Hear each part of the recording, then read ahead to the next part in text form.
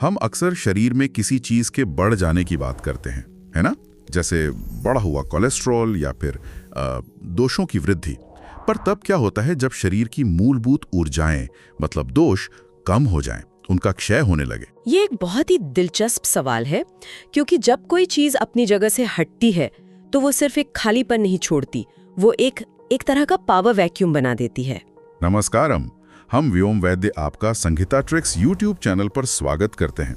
चलिए हमारी अष्टांग हृदय सूत्र स्थान 11 की यात्रा और इसका सुश्रुत संहिता के साथ तुलना शुरू करते हैं। आज हम इसी खालीपन की कहानी को समझेंगे, दोष क्षय के लक्षणों पर बात करेंगे। बिल्कुल, और इसे समझने के लिए स्क्रीन पर ये 3 बर्तन बहुत अहम हैं। एक फटा हुआ बर्तन है जो कफ क्षय को दिखाता है, एक में आग बुझ रही है, ये पित्त क्षय है, और तीसरा जो धसा हुआ सा है वो वात क्षय का प्रतीक है। ये चित्र आज की हमारी पूरी चर्चा का सार है। हम वाग्भट और सुश्रुत दोनों के दृष्टिकोण को देखेंगे। और हाँ, परीक्षा के लिए कुछ खास ट्रिक्स भी सीखेंगे। तो चलिए वात क्षय से शुरू करते हैं।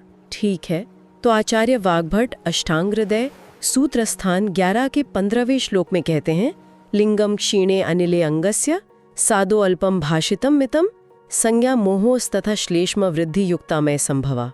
काफी कुछ कह दिया इस एक श्लोक में। हाँ, इसके मुख्य लक्षण अगर देखें तो सबसे पहला है अंगस्य सादह। इसका मतलब है शरीर में एक तरह की शिथिलता, जड़ता, जैसे क्रिया करने की क्षमता ही खत्म हो गई हो। तो मतलब शरीर बहुत भारी भारी लगता होगा। बिल्कुल। और दूसरा लक्षण है अल्पम भाषितम हितम। व्यक्ति बहुत कम बोलता है। ये वात वृद्धि के बिल्कुल विपरीत है, जहाँ व्यक्ति प्रलाप करता है, बहुत ज्यादा बोलता है। अच्छा। तो यहाँ खामोशी छा जाती है, और सिर्फ खामोशी नहीं, बुद्धि में भी एक धुंधलका आ जाता है। तीसरा लक्षण है संज्ञा मोह, मतलब सोचने समझने की शक्ति में कमी। और आखिरी चीज जो वाग्भट कहते हैं वो है श्लेष्म वृद्धि युक्त। वात के कम होने से शरीर में कफ बढ़ जाता है, जिससे कफ से जुड़े रोग हो सकते हैं। इसे याद रखने के लिए स्क्रीन पर जो विजुअल है, द बी काम्ड शिप, वो बहुत सटीक है। जैसे हवा के बिना जहाज कहीं नहीं जा सकता, बस ठहरा रहता है, वैसे ही वात क्षय में शरीर की सारी गतिविधियां रुक सी जाती हैं। सही। और इसकी ट्रिक भी बहुत अच्छी है, the sad silent statue. Sad मतलब अंगस से सादा, साइलेंट यानी अल्पभाषितम, और स्टैचू जो संज्ञा मोह को दिखाता है, मतलब एक जड़ अवस्था। बहुत बढ़िया। अब देखते हैं कि आचार्य सुश्रुत इस बारे में क्या कहते हैं। सुश्रुत संहिता सूत्र स्थान 15 के 11वें श्लोक में लिखा है, तत्र वातक्षये मंद चेष्टता अल्प वाक्त्वम अप्रहर्षो मूढ़ संज्ञता च। तो यहाँ भी कुछ लक्षण तो मिलते जुलते लग रहे हैं। हाँ, बिल्कुल। मंद चेष्टता मतलब शारीरिक गतिविधियां धीमी हो जाना। ये वाग्भट के अंगस से साधा जैसा ही है, और अल्पवाक्त्वम भी है, यानी कम बोलना। लेकिन इसमें एक नया शब्द है, अप्रहर्ष। ये क्या है? और यही सबसे महत्वपूर्ण अंतर है। अप्रहर्ष का मतलब है हर्ष या उत्साह की कमी, लॉस ऑफ जॉय। ये सिर्फ एक शारीरिक लक्षण नहीं है, ये एक भावनात्मक लक्षण है। सुश्रुत कह रहे हैं कि जीवन से खुशी ही चली जाती है। ओह, ये तो बहुत गहरा है। एक आचार्य शरीर के रुकने की बात कर रहे हैं और दूसरे आत्मा के थक जाने की। इसके लिए हमारा विजुअल भी देखिए, द डिस्कनेक्टेड मैरियोनेट। जैसे कठपुतली के धागे ढीले पड़ जाएं तो वो हिल नहीं सकती, उसमें कोई जान नहीं बचते। सही। सुश्रुत का आखिरी लक्षण है मूढ़ संज्ञता, जो वाग्भट के संज्ञा मोह जैसा ही है, बुद्धि का भ्रमित होना। तो इसे याद रखने की ट्रिक है MAMA ऑफ वातालॉस।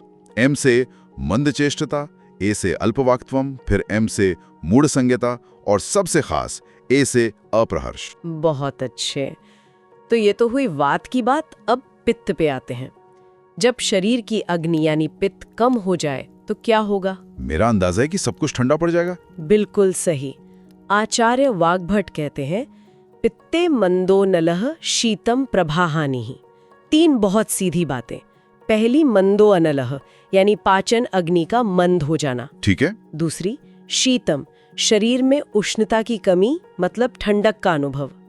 और तीसरी, प्रभा हानि त्वचा की चमक या कांति का कम हो जाना। प्रभा हानि मतलब चेहरे का नूर चला जाना। इसका विजुअल है द फेडिंग एम्बर, यानी बुझता हुआ अंगारा। जैसे आग बुझने पर गर्मी और रोशनी दोनों खत्म हो जाती हैं, वैसे ही पित्त क्षय में ऊष्मा और प्रभा कम हो जाती है। और इसकी ट्रिक भी सीधी है। Cold cold no fire is equal to dark.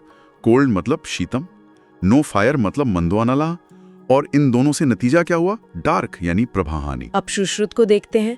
वो कहते हैं पित्त क्षय मंदोष्मग्निता निष्प्रभत्वम चा। यहाँ भी शब्द थोड़े अलग हैं।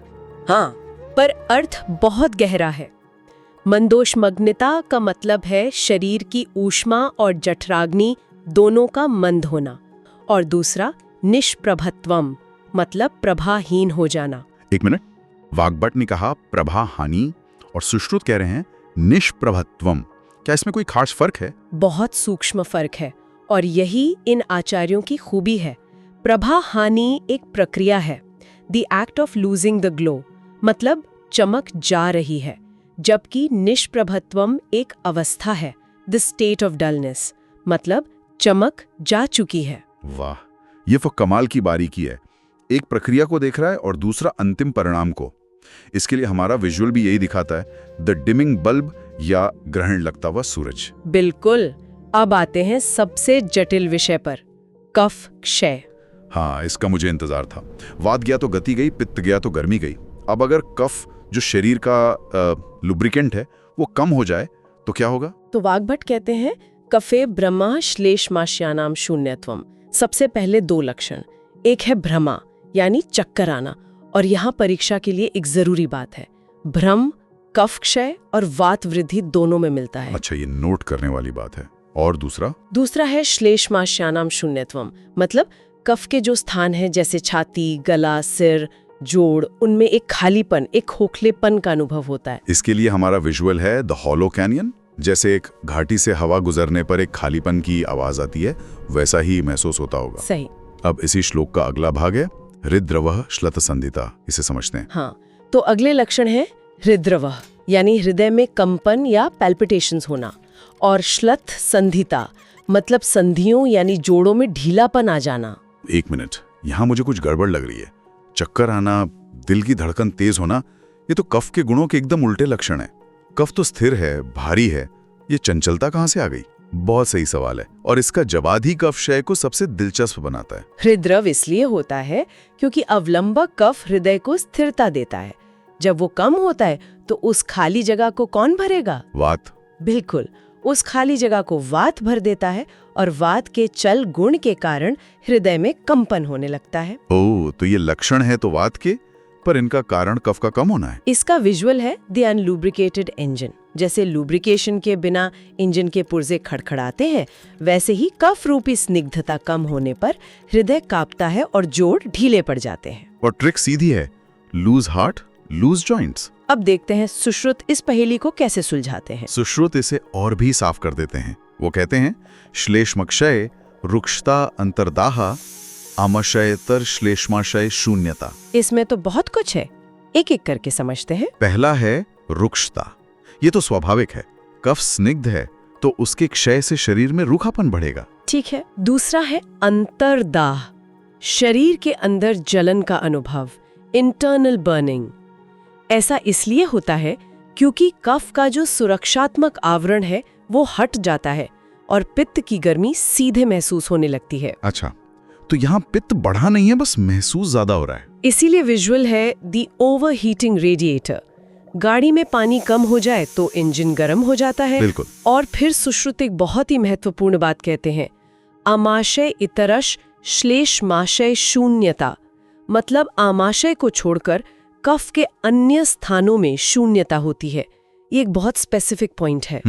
अब श्लोक का आखिरी भाग देखते हैं, संधि शैथिल्यम तृष्णा दौर्बल्यम प्रजागरणम चा। हाँ, तो बाकी लक्षण है संधि शैथिल्यम, जोड़ों में ढीलापन, जैसा वाग्भट ने भी कहा। फिर है तृष्णा यानी प्यास का बहुत ज्यादा लगना। प्यास क्यों? क्योंकि कफ का जलीय गुण कम हो गया तो शरीर में सूखापन बढ़ा और प्यास लगने लगी। फिर है दौर्बल्यम यानी सामान्य कमजोरी, और सबसे आखिर में प्रजागरणम, नींद ना आना, इंसोम्निया। ये तो परीक्षा में बहुत पूछा जाता है। कफ वृद्धि में नींद ज्यादा आती है और कफ क्षय में नींद उड़ जाती है।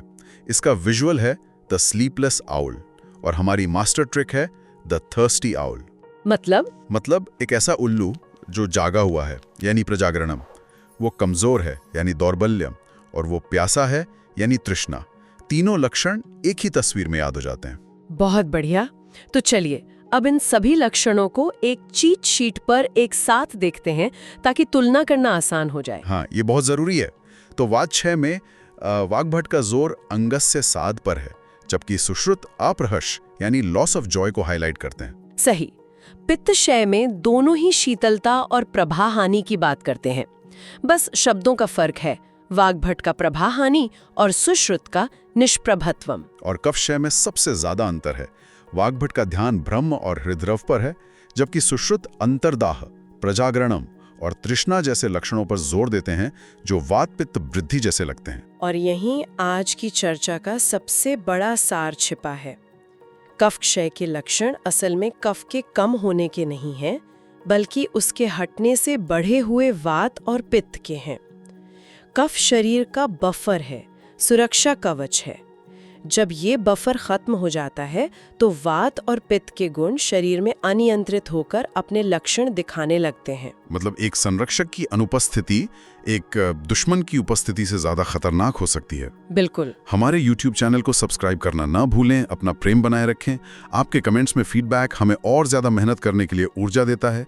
Thank you for loving our work. Keep practicing these visuals and we will see you in the next lecture on Sanhita Tricks YouTube channel.